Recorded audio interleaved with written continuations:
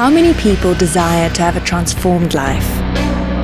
Fighting, stealing, violence, misery. Often things don't go according to plan, and people find themselves back where they started. You will now see true accounts of people who have changed their lives. My name is Nancy Oliphant. Before I attended Sunday services, my life was miserable. I didn't know how to pray. I didn't know what the Holy Spirit was. And to face a problem, you didn't know how to trust in God, you know.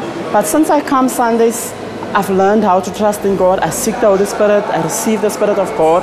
And I know that God will come through for me. Whatever problem I face, doesn't matter how long it takes, but God will come through for me. This is what I learned in the Sunday service. I'm blessed through the Sunday service, and also God is using me to bless others, and I'm grateful. Your life must be transformed spiritually, because if your life is not transformed spiritually, you can do whatever you want, you can gain whatever blessing, but you will lose it in time. So it's better to come Sundays and for God to bless you spiritually, for you to keep whatever you have and be blessed in every area.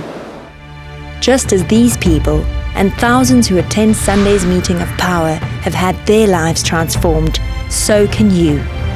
Come to the Sunday meetings of power at the Cenacle of the Holy Spirit at 25 Plain Street, Johannesburg, and in Soweto at 24456, Immink Drive, Diep Kloof, Zone 6, and all the gatherings of faith in South Africa.